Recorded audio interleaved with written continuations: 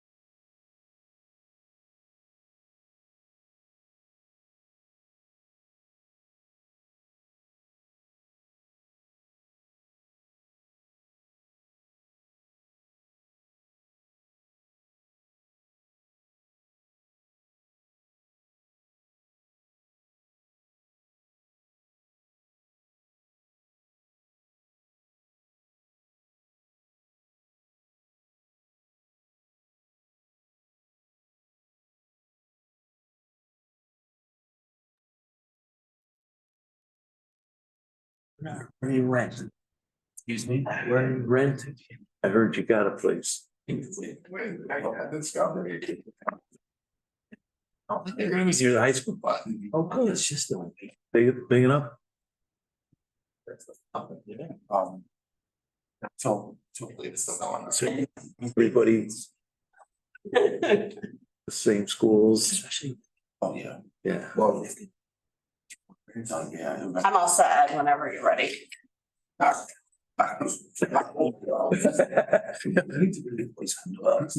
it's like my house, A loss is big enough. you'll be the last one to Find out when it's crisis. Yeah.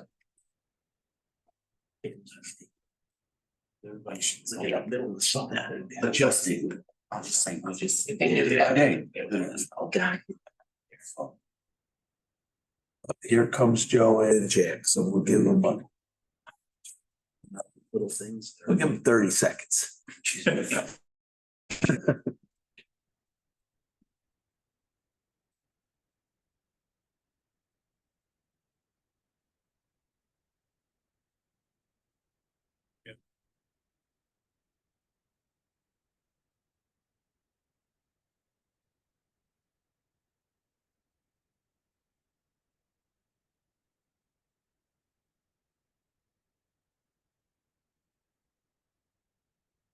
Hey, good morning, Jay. Good morning. Joe. We got more than a quorum. This is nice. Yes. Okay. Hey, Jack. How you doing? Huh? Yep. See you, sir. Pretty sure. Time on the differences.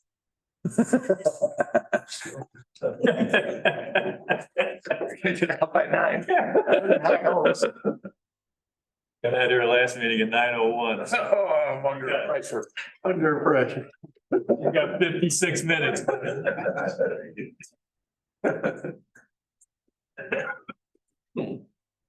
Kids, holding it together. How you doing, Pam? Great. Maybe or chocolate chip cookies in honor of Jack's return.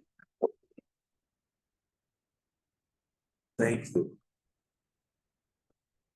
How you doing, Ange? Oh, yeah, you, Ready? yeah. All right, please stand for the Pledge of Allegiance. I Pledge allegiance to the flag of the United States of America and to the republic for which it stands, one nation, under God, indivisible, with liberty and justice for all. Okay. Go ahead. We have an open session before we start the regular agenda where you can address this board with an issue, a question, or a concern. Just state your name and. Why I'm here. Yeah. All right, well, my name is Mike Becker. I live on Standish Drive, which is over by CBA. That Bradford Heights area. Terry's very familiar with me, along with Art, the attorney. So the challenge that I have in my neighborhood happens to be my two neighbors that are in front of me. I have one neighbor that has a 2000 Buick that hasn't left the driveway in 2 years. The last inspection was in 2021. The registration expired in 6/22. It's had a flat tire now for the last year and a half. He refuses to move the car because the car apparently is a memory of his wife, mother, his children. The two daughters feel it's a memory to them. They do not live at the house. So I know Mark has sent a number of, I'm sorry, has sent a number of letters to the guy. He came into court, gave a sob story, which he basically exaggerated. Judge, we let him off. Bottom line is we still have the car. Turn around and address the judge. I think Sam was involved, wasn't Sam, I think you want to go back outside. So the other challenge I have is the other neighbor who purchased the house when he was an SU assistant basketball coach on the women's side. His name is Vaughn Reed. He now lives in Houston. He has a rental property there. That car has been there now over a year. The last inspection on that was 11/23. It has a flat tire, which has been there. I have texted Vaughn about the car back in March. Oh, let me look into it. And now he does not return my text messages. He's, I think I said, assistant basketball coach now at the University of Houston. The challenge I have with that house in general, since he purchased it, he hasn't put a dime into it. The shrubs are overgrown, etc.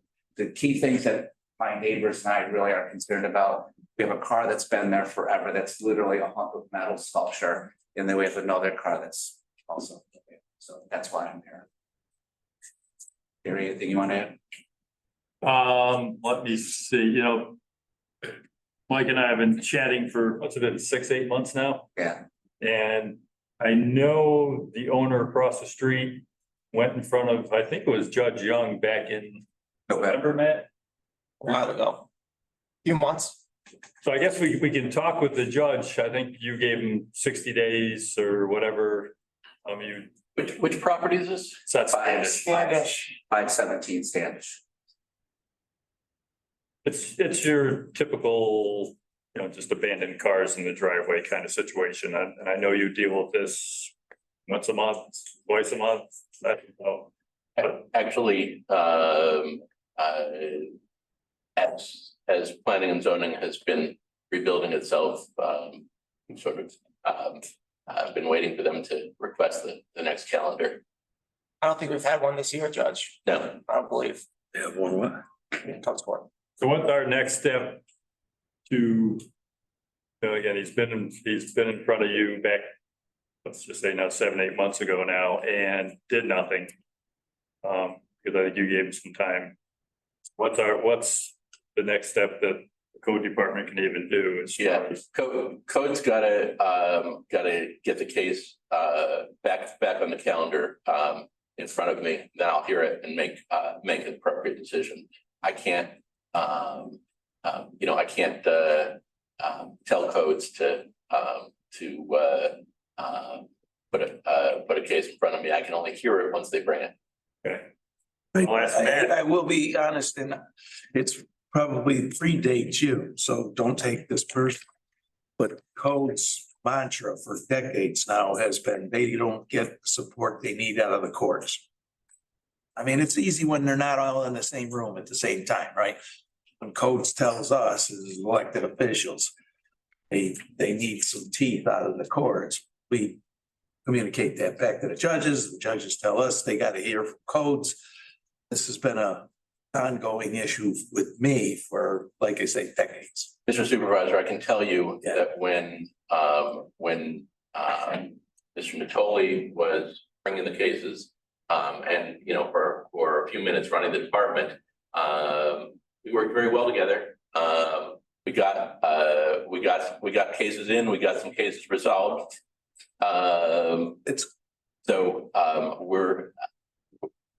I took responsibility for codes myself. I do every codes calendar.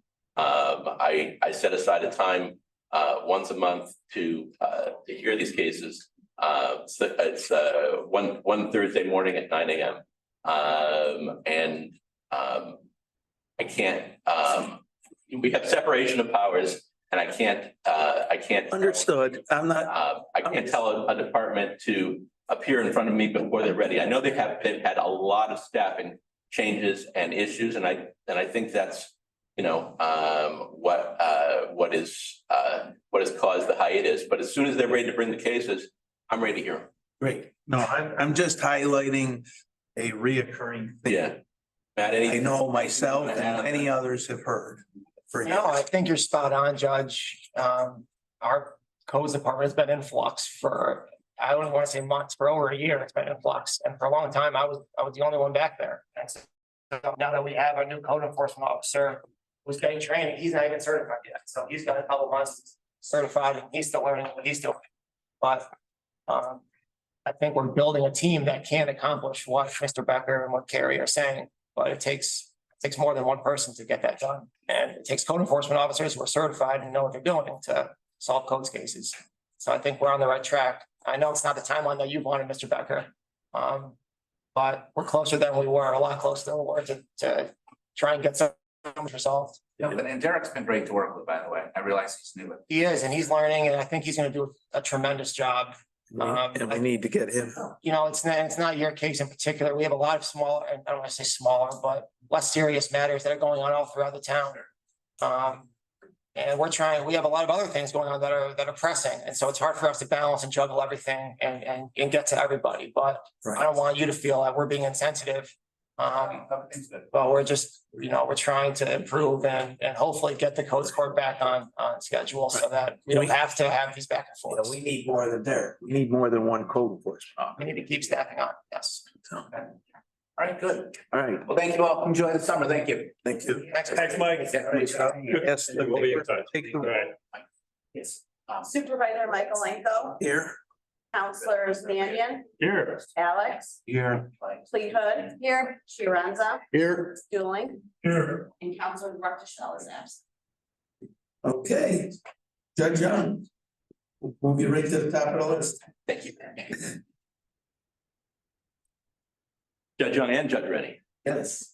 You have the entire judiciary in the town of DeWitt appearing before you, seeking approval of the hiring of a court clerk. And we're pleased to bring before you Zach Stenoff. Zach actually worked for our courts several years ago, 4 years ago.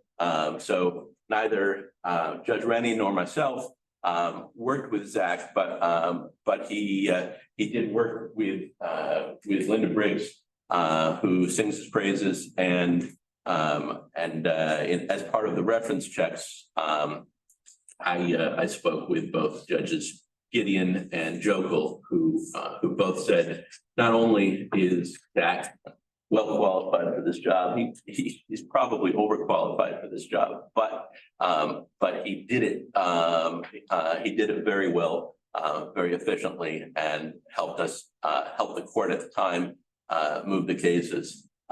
He left about 4 years ago and went to the county for 4 years to work in their juvenile justice system, and now he is back seeking to rejoin our team.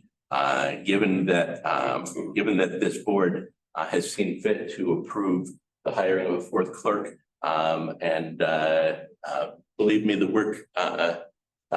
work certainly justifies the position. We're seeking for the board to approve the hiring of Mr. Stenoff, and we're asking that the board bring him on at a rate of $19.97.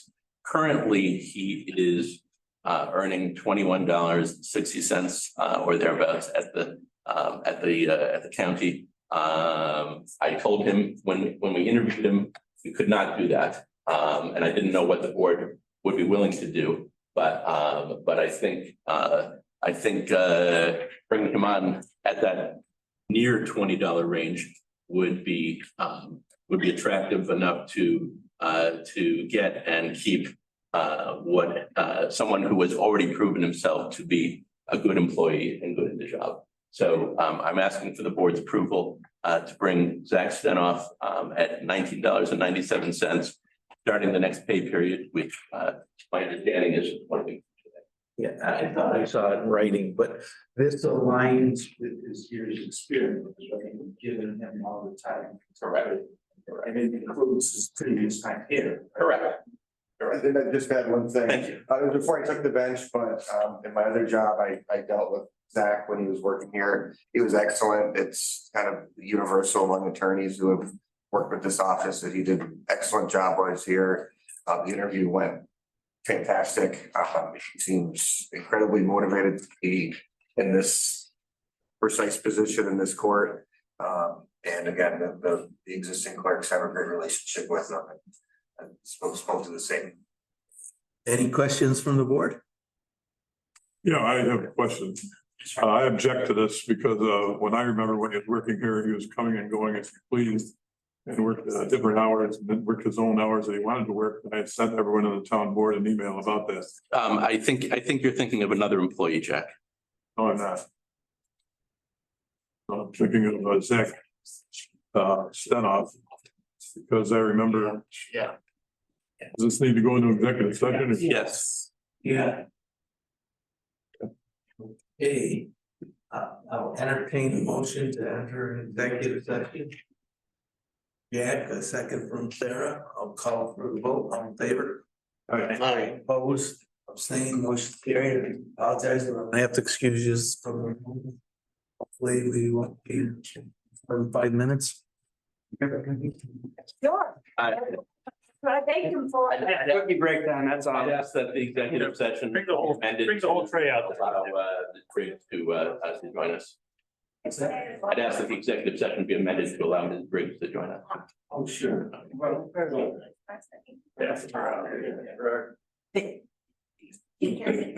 Pardon me? Is Carrie needs- The board allows her to be here. She's person.